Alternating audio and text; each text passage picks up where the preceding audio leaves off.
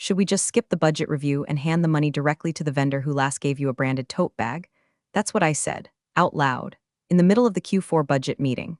Right after the new VP suggested reallocating $400,000 from internal risk audits to external relationship development.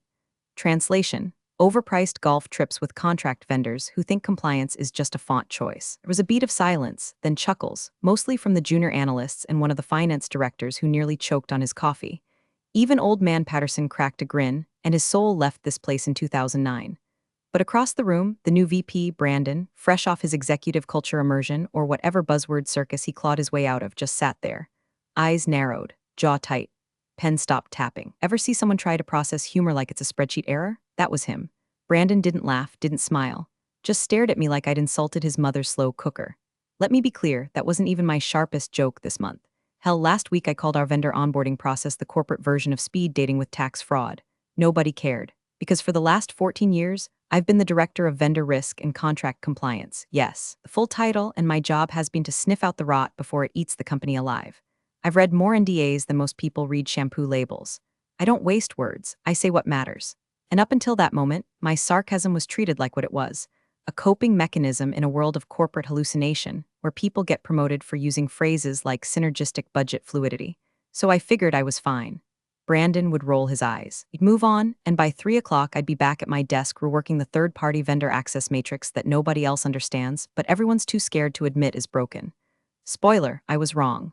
Before I go further, real quick, if you've been listening for a bit and haven't subscribed yet, now's a good time. 90% of people forget to, and it really helps the team keep bringing you these stories. And hey, toss a like if this feels a little too close to your last team-building offsite. You know the one, with the box lunches and the vague threat of yoga. Anyway, after the meeting, Brandon didn't say a word, just scooped up his notepad and strutted out like he'd just solved climate change with a pie chart. But by 5 o'clock, I had an Outlook invite from HR for brief sync the next morning. No agenda, no explanation, just please join. The kind of meeting that smells like burnt toast and career regret. Still, I wasn't sweating it. I'd seen people come and go over the years, VPs with big talk and zero depth. They usually left once they realized vendor compliance isn't just about signing forms and playing nice. It's about liability exposure, risk transfer clauses, indemnity loopholes, stuff that bites hard when it's ignored. I had survived 7 CFOs, 4 reorgs, and 1 CEO who thought a service-level agreement was something you bought at Best Buy. But something in Brandon's eyes that day, it stuck with me. Not just anger, not offense. It was personal, like I'd done more than make a joke. Like I'd exposed something fragile behind that pressed shirt and recycled leadership quotes. Still, I spent the evening doing what I always did, reviewing vendor audit reports with a glass of boxed red and reruns of Columbo humming in the background. I even laughed about it with my sister on the phone. "They're not going to fire you over a joke," she said. "You'd think," I replied, "but we're now living in the age where sarcasm is considered a hostile act." Next morning, I wore my second-best blazer and packed a yogurt in my bag, fully expecting to be back at my desk by 9:30. Instead, I walked into HR at 8 o'clock sharp and found Brandon already sitting there. He didn't look at me, just kept scrolling his phone like this was beneath him. HR rep smiled like a hostage blinking for help. That was when the ground shifted. They didn't even offer coffee. Brandon finally looked up from his phone, crossed one leg over the other like he'd seen it in a seminar, and said, "Your tone yesterday was unacceptable. No greeting, no pleasantries, not even a fake HR smile." "Excuse me," I said, sitting across from him. "You undermined leadership in front of cross-functional stakeholders. That creates a hostile environment." He said it like he was reading cue cards. I half expected him to hold up a laminated list: Karen bad, team feelings hurt, action required. The HR rep, Melissa, I think she's new, nodded solemnly like we were discussing a mass casualty event, and not a single sarcastic joke in a 2-hour snooze-fest of a budget call. She kept glancing at Brandon like he was the one who'd be writing her next performance review. "Okay," I said, voice neutral.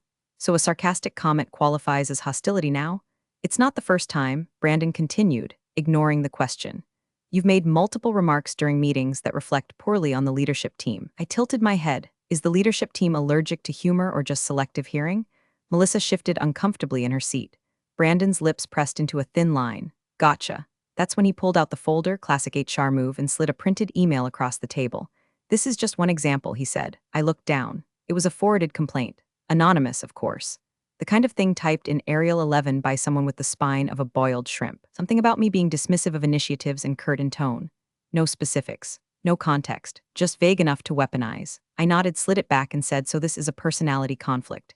Brandon leaned forward. This is a culture issue. There it was. The new corporate buzzword holy grail, culture, the all-purpose guillotine. Doesn't matter how long you've been somewhere, how clean your record is, how essential your work once they decide you don't fit. Exit script writes itself. Melissa chimed in then like she'd been practicing this line all week. We'd like to schedule a quick conversation tomorrow morning to wrap this up. Not follow up. Not continue the discussion. Wrap this up. I glanced at my watch. Should I bring a box? She blinked. Brandon didn't laugh. Figures. I stood up. Cool, I'll be here at 8, before the rest of the culture rolls in, and I walked out. That night, I didn't rage, didn't cry, didn't even rant into a glass of wine like I usually do when budget season turns into a dumpster fire. I just sat at my kitchen counter, pulled up our internal server on my personal laptop, because yes, Brandon, I still had access, and opened the MSA, Master Services Agreement, 228 pages, signed 6 months ago by both us and the buyer's legal team. The acquisition wasn't public yet, but anyone on the risk team knew it was coming. The groundwork had been years in the making, and thanks to a dozen high-risk vendors with sloppy cyber hygiene and a tendency to mislabel invoices, I had fought tooth and nail to insert a clause during the final revision sprint. 6.2. Final Vendor Risk Review Signatory Required. Karen M. Benton, Director of VRCC, by name, irrevocable. No substitutions without express written release from me. Why? Because buyers don't want surprises, especially not the kind that turn into fines. They didn't know about that clause. Brandon certainly didn't. HR, not a clue. Legal probably forgot or assumed I'd be there to sign off like always, so I printed the page, scanned it with my phone, forwarded it to my private inbox with the subject line, insurance policy. Then I deleted every trace from the company laptop, shut it down, placed it neatly into my bag for the morning. I didn't know exactly how this would play out, but I knew one thing: they were about to cut the wrong line from the budget, and I wasn't going to stop them. I walked in at 7:59, wearing the same navy blazer I wore the day I was promoted to director. That morning, I didn't bring breakfast. I brought my badge, my charger, and the company laptop wrapped like a gift in a padded sleeve. No illusions, no bargaining, just closure. Melissa was already in the room, typing something in her little HR portal with the kind of brittle energy you only get from someone who knows they're facilitating something deeply wrong but needs to keep the mortgage paid. Brandon showed up 2 minutes late, holding a protein smoothie and chewing like a cow in a storm. Karen, he nodded like this was a coffee catch-up. Thanks for coming in early. I sat. Let's do it. No one asked if I wanted water. No one even asked if I had questions. It was all printed, already stapled, with the kind of robotic efficiency that screams, "We made this decision days ago and hoped you wouldn't make it weird." Melissa began reading from the script, her voice all soft HR concern with none of the soul behind it. This meeting is to formally document the termination of your employment due to ongoing issues with professional conduct and communication that have impacted team morale and created discomfort among leadership. I stared at her. You mean the joke? Brandon cut in. This isn't about one incident. Of course not, I said. It's about the fact that I don't smile when you bring up agile synergies. He blinked. Melissa moved on. We're offering standard severance, conditional upon non-disparagement and signature of the release form. She slid the papers across the table like it was a diner check. 5 pages. Severance amount, laughable. Release clause, ironclad. Timeline, immediate. No mention of legal. No general counsel present. No acquisition liaison looped in. And absolutely no understanding of what they'd just done. I pushed the papers back without touching them. I won't be signing. Brandon tilted his head. That's your choice. We can't release the severance without it. Oh no, I said, folding my hands. I think you've released quite enough already. Melissa glanced at him, clearly unsure whether to proceed. He gave the tiniest nod. She reached into her file, pulled out a standard termination confirmation, and slid it over. Then we'll finalize this now. Please return all company property. I pulled the laptop from my bag, set it on the table with the badge and the charger. I stood, smoothed my jacket. And then I said, you're absolutely certain this is final? Brandon didn't look up from his smoothie. We've made our decision. Good, I said, then so have I. I picked up my phone and before they could say a word, opened the scanner app and pulled the single sheet I'd tucked into my notebook. Clause 6.2, MSA, my name, my title, final risk approval. No substitutions, required signatory. I tapped send to myself and watched the progress bar tick over. Brandon finally looked up. What was that? I smiled, just deleting my calendar. Can't miss my next yoga retreat. Melissa exhaled like she'd been holding it in since Tuesday. I turned, heels clicking, and walked out the door without looking back. Down the hall, past the break room where someone was burning toast, past the intern who always said hi too loud, past the framed poster about excellence through innovation that hung crooked for 6 months before I fixed it myself.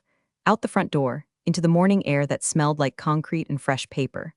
I should have felt something, anger, sadness, betrayal, but all I felt was sharp, like the edge of something waiting to drop, and they just handed me the rope.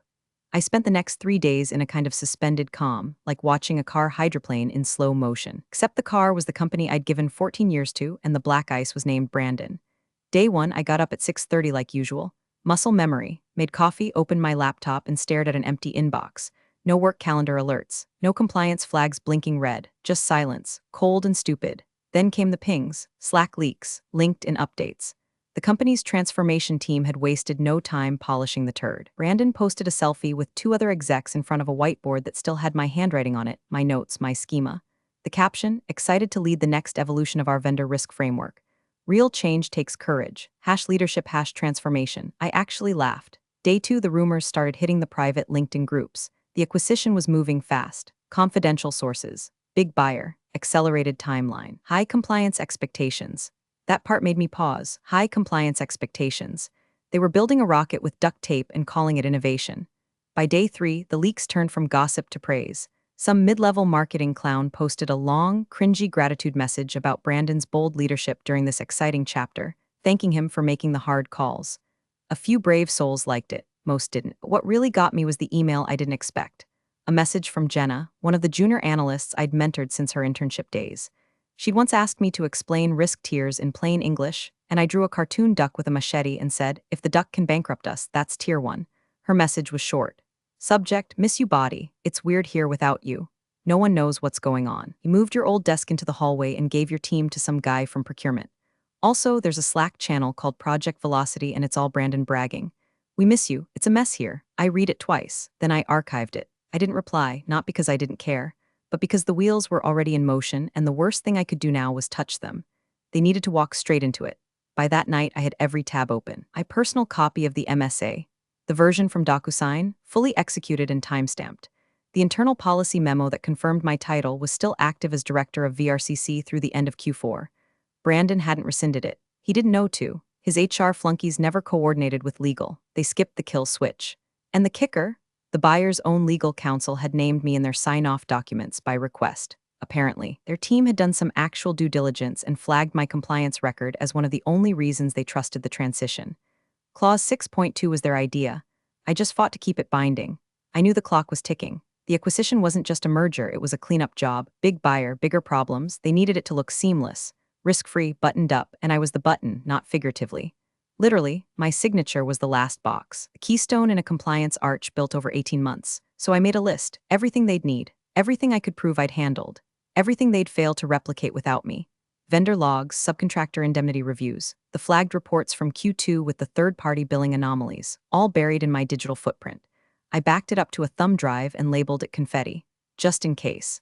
Then I poured a glass of wine and sat by the window, watching the city blink in that soft, post-rain glow. I wasn't going to reach out. I wasn't going to warn them, because I'd spent 14 years protecting people who didn't even know they needed protecting. And this time, they could find out the hard way. We met at a coffee shop that still used real mugs. No QR codes, no piped-in acoustic pop, just chipped ceramic and the scent of dark roast that had been burning since the Clinton administration. It was halfway between her new firm and my apartment, neutral ground for what was, essentially, a legal postmortem with espresso foam. Her name's Adrienne. We shared an office wall for 6 years. Back then, she used to yell through the drywall every time someone in contracts tried to greenlight a vendor without a compliance rider. She once stapled an indemnity clause to a VP's tie. My kind of person. She was already there when I walked in, flipping through a thick binder of red lines and notes like she hadn't left corporate war rooms behind. She saw me stood and said, "You look surprisingly calm. Turns out severance packages make great coasters," I said, sliding into the booth. We hugged like people who have read each other's darkest email drafts. Then I ordered a black coffee and pulled out my phone. Clause 6.2, I said, opening the PDF. Final vendor risk approval. My name. No substitutes, no caveats, buyer requested, fully executed.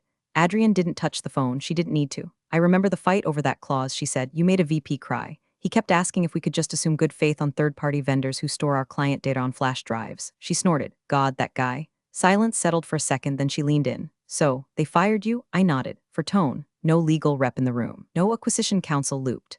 Just Brandon and an HR puppet. Her face hardened. You're kidding, I wish I were. They handed me a 5-page severance offer like I was a failed intern and told me to sign and go quietly.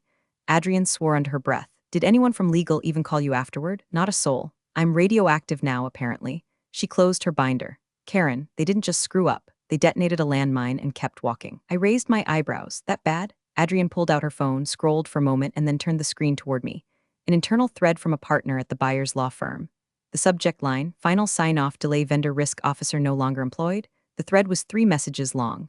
The last one said, contractual obligation is specific, named individual. No reassignment permitted. Cannot close until resolved. I exhaled. Slow and steady. They're scrambling, aren't they? I asked. Adrienne nodded. They had a prep call yesterday. Your name came up 5 times in the first 10 minutes. Brandon told them you were no longer affiliated with the organization and they nearly flipped. I laughed into my mug. And legal didn't flag it? Oh, legal flagged it. But they didn't know you'd already been terminated. No one told them. Brandon just did it. We sat with that for a while. 2 women in a booth, sipping bitter coffee while a $90 million deal quietly hemorrhaged behind conference room doors. So what happens now? I asked. Adrienne leaned back. Now they stall. They'll try to amend, plead ignorance, beg for flexibility, but that clause is locked. The buyer insisted on it. Their board won't budge. The only way this deal closes is if you sign that final risk report. And if I don't, she smiled, not kindly, not cruelly, just the smile of someone who's read too many breach memos to be surprised by anything. Then they're in breach of representation, which triggers the rollback clause, which means they don't just lose face, they lose the deal. I stared down into my cup, the swirl of coffee, cooling now, the faint ripple of something inevitable. Adrienne spoke again, quiet this time. You gonna help them? I looked up at her, held her gaze, then said, they didn't ask. She clinked her mug against mine. To bridges not burned, but rigged with motion sensors. And we drank. By Monday morning, the office was dressed for war. The Slack channel banners changed from FYI to mission critical. Conference rooms were booked out like hotel suites during a hurricane, and every LinkedIn profile within 50 yards of the company's headquarters updated with strategic operations or acquisition liaison like that meant something. And me? I was in sweatpants, sitting on my balcony with a bagel and a front row seat to the implosion. The acquisition was supposed to be clean, quiet, whispered to shareholders under NDAs and champagne breath. But instead, it had turned into a frantic performance of pretend everything is fine with Brandon playing lead clown, flanked by 3 junior VPs and a compliance team so understaffed, it looked like an understudy cast for Succession, Community College edition. My name came up in a half-dozen group chats and internal threads that leaked faster than a dollar store raincoat. First, it was just old files they couldn't open, because I'd been the admin of the encrypted vendor risk archive. Then it was flagged contracts missing backup documentation, files only stored under my personal access credentials, which were now revoked. Then came the emails. A friend in IT forwarded me one, bless his gossipy soul. Timestamp 6:12 a.m. 2. Legal OPSOL subject. Urgent vendor sign-off protocol. Can anyone confirm who is executing the final vendor risk review in Karen Benton's absence? Buyer has flagged clause 6.2 again. We need confirmation today. The first reply came from someone in procurement. Wasn't that reassigned to Tyler? The next reply, from a compliance analyst I used to mentor. Clause 6.2 is non-transferable. It specifically names Karen by title and full name. I don't think it can be reassigned without her release. And then silence. 20 minutes later, someone from legal replied with a red exclamation point, escalating to Brandon and legal counsel. Need to review immediately. Do not proceed until clarified. You'd think that would have set off alarms. Instead, they buried it. Tyler, God bless his man-child haircut and startup hoodie, was pushed into the role of interim vendor risk lead 3 days earlier. He was given my old folder system, now missing 2 critical subdirectories, and told to fill in the gaps. Gaps which, by the way, were audit flags tied to 7 different vendor contracts, one of which had a known data leak in 2021 and had been held together with legal tape I personally drafted. But Tyler wasn't reading the files. He was optimizing workflows, which, near as I could tell from his posts, meant color-coding Excel cells and calling it innovation. A source inside legal sent me a screen capture that afternoon, Brandon holding court in the executive meeting, declaring that all final signatures were on track and that minor personnel transitions had been resolved. They were lying, or worse, believing their own nonsense. And that's the most dangerous kind of leadership, the kind that thinks confidence is a substitute for compliance, that if you smile hard enough and schedule enough meetings, the documents will magically sign themselves. Meanwhile, the buyer's team? Oh, they were watching. I'd heard from Adrienne again that morning. 1-sentence text, they think you'll cave, that was the strategy, wait me out. Assume I'd miss the paycheck, miss the prestige, miss the need to matter. That I'd show up, badge in hand, and say, let's be adults. But I didn't miss any of it. I watched the panic swirl beneath the surface. Last-minute legal huddles, frenzied Slack threads, whispers in the hallways. But no public acknowledgement, not yet. They were still in denial, hoping to duct tape the breach and smile through the investor call. Let them. I wasn't angry anymore, that ship sailed. I wasn't even smug. I was just still and sharp and ready. Because I knew exactly when the bottom would fall out. And I knew the moment it did, they'd all be looking for someone to blame. But by then, be unreachable, because the axe wasn't in my hand. It was already falling. 9 o'clock a.m., Zoom room opens. The waiting room's got all the usual suspects. The buyer's legal team looking like they just stepped off a yacht, our executive team pretending not to sweat through their collars, and Brandon grinning like the prom king of bad decisions. Morning all, he says, like this is just another quarterly update. Excited to get this closed. The buyer's team is polite. Posed? No one's drinking coffee. That's how you know it's serious. They're past caffeine. They're in shark smile mode now, and they've got the leverage. Brandon makes a joke about finally getting this across the finish line. Someone laughs. One of our internal VPs cracks open a la croix like it's champagne. I'm not on the call, of course, but I might as well be, because I know exactly how this script goes. I wrote half the damn playbook they're trying to improvise their way through. Adrian had sent me a quick update that morning. Buyer team is holding firm. They're going to ask explicitly. So I just sat back on my couch, wrapped in a cardigan older than most of the interns Brandon fired, and waited. One eye on my inbox. One on the sky outside, pale and cold. Back in the Zoom room, the buyer's lead counsel clears his throat. Name's Thomas Lind, man who once rewrote a 300-page contract over a weekend because someone used the word material instead of substantial. You don't bluff a man like Thomas. Before we proceed, he says, voice crisp, not rushed, we'll need final vendor risk sign-off in accordance with Master Services Agreement, Section 6.2. Silence, a beat too long. Brandon chuckles, smooth as cheap bourbon. Oh, you mean Karen? He glances at someone off camera. Yeah, she's no longer with the company, still smiling. Still cocky, he doesn't even flinch. He thinks this is a footnote, a clerical hiccup. Thomas doesn't laugh, he doesn't even blink. I see, he says. So the required signatory listed in 6.2 is unavailable? Brandon waves a hand. We've transitioned those responsibilities to another director. It's all in the internal chain now. One of our younger legal associates, God bless his naive little heart, nods eagerly and adds, yes, our procurement lead has reviewed and confirmed all vendor documentation. Shouldn't be an issue. Thomas just sits there. For a long time. Then he leans forward. The language in 6.2 specifies that final vendor risk sign-off must be executed by Karen M. Benton, Director of VRCC, as per the executed copy dated April 14. The clause does not allow reassignment or substitution without written release from the named party. Silence. You can hear the HVAC system through someone's mic. Brandon's smile twitches. Well, I mean, surely there's room for some flexibility here. Thomas raises an eyebrow. Is there a release document signed by Miss Benton? Nobody speaks. Brandon shifts in his seat. Look, this is a small procedural gap. We can resolve this offline. Thomas's tone never changes. Don't proceed without that sign-off. It's a condition of closing. And we are, at this moment, non-compliant. You can feel the room shift. Virtually or not, everyone knows it. The CFO starts to open his mouth, then shuts it. Someone from the buyer's finance team starts typing. Probably an internal message, do not authorize fund release. The VP of Legal, who should have flagged this weeks ago, just mutters something inaudible. No one backs Brandon. Not one person. Brandon swallows, you can hear it. I'll follow up, he says finally, we'll sort this today. Thomas nods once like a surgeon before a cut. We'll reconvene when compliance is confirmed. Until then, the transaction is on hold. Click, click, click. One by one, the buyer's team exits the call. Nobody says a word on our side. Not Brandon, not legal, not the CFO. Just the humming sound of panic trying to find a place to land. And me. I was still sitting on the couch. The breeze shifted outside, and my inbox pinged. Subject, urgent sign-off request from outside counsel body. Karen, as per MSA 6.2, you remain the required final signatory. Please advise availability to execute immediately. I didn't respond, not yet. Back inside the executive war room, no one was breathing right. They'd reassembled 20 minutes after the call cratered. Same room, same players. But the energy had shifted from smug anticipation to something brittle and sweating under its collar. No one touched their coffee. The VP who opened his La Croix earlier hadn't even sipped it. It just sat there, bubbling like it knew something they didn't. Brandon was pacing. That was his thing when he didn't have answers, movement masquerading as strategy. His phone was buzzing nonstop. Legal, PR, board. Probably HR asking if they should start drafting another passive-aggressive LinkedIn post about leadership transitions. The general counsel, Mark, a guy who usually walked around like he invented due diligence, was flipping through the bound copy of the MSA with the kind of manic energy reserved for people realizing they'd just missed a comma that could cost them millions. Flip, flip, stop. His face went pale. Brandon stopped pacing. Well, Mark didn't look up. This clause, he said, voice thin, almost flat. It specifies Karen M. Benton by name. A few heads turned. Brandon frowned. Yeah, and Mark slowly raised his eyes. Signatory cannot be reassigned without her written release. Silence. Not the kind of silence that feels temporary. The kind that enters a room and locks the door behind it. The junior associate in legal, maybe 25, fresh from Georgetown, still using color-coded tabs, broke it with the most damning phrase in corporate history. We never got that. You could almost hear the pressure drop in the room.